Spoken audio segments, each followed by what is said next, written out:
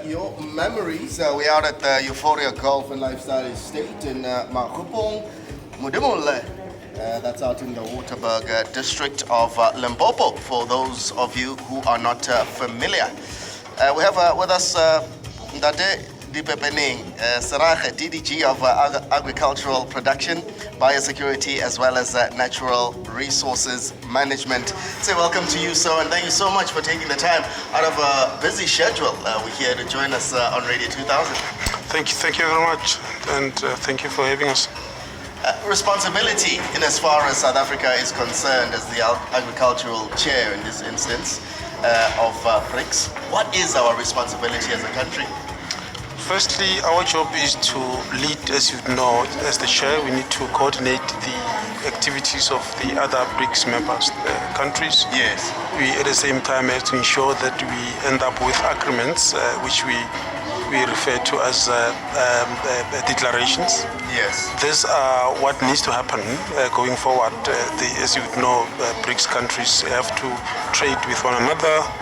We've got to trade with one another, and the BRICS countries have got to, in a nutshell, work together. So our position and our responsibility is to ensure that we get all countries' activities together. But I need to mention that this is a precursor to the main event that will be hosted by heads of states. I see.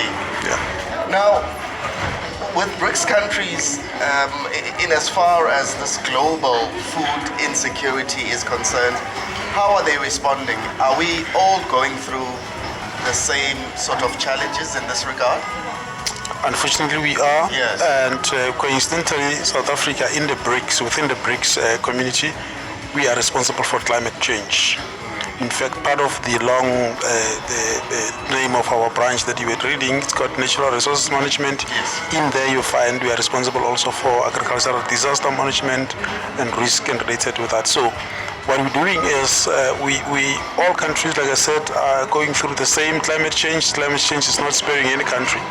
So basically what this means is that we've got to change how we have been doing stuff and how we've been going about food production activities. And yesterday we just had a beautiful session where we are beginning to realize that we changed from how we've been doing things, and research now shows that had we stayed to continue to do what we've been doing, having guni cattle instead of bonsmaras, having millet instead of the white maize meal related stuff, we would have been able to scave off the climate change reality. I saw a stall downstairs and they're selling millet, and I thought, this is wonderful, because if you go back to ancient times, this is what we were consuming.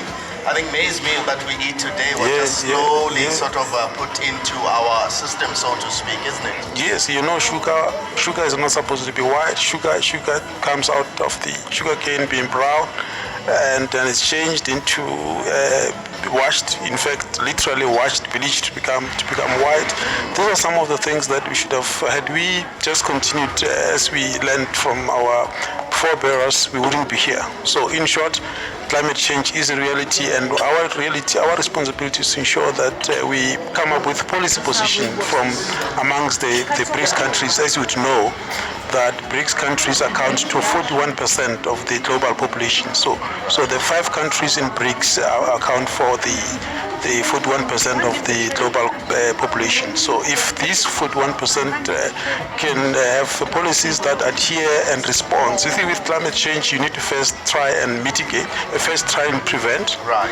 If you cannot prevent, you must at least mitigate the impact. Yes. And at the same time, we've got to try and address the impact thereof. So this is what this is all about. We try to come up with prevention strategies, and one of such is research. We've got to research the science of agriculture that some of us studied at the university. Is no longer relevant because it was studied, or the studies happened during the time of no climate change. So in other words, you say, well, if you say winter is May, June, July, information is starting to suggest that it may no longer be May, June, July.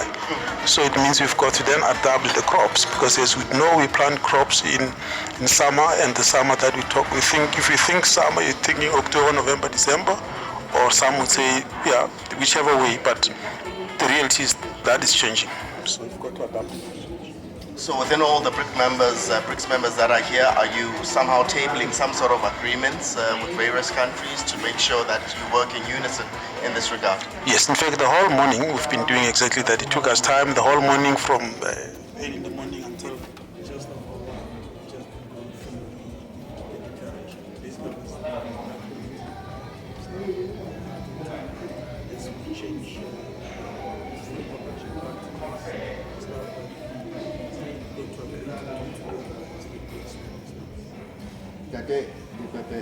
Neneng Serage, DDG of Agricultural Production, Biosecurity, as well as Natural Resource Management.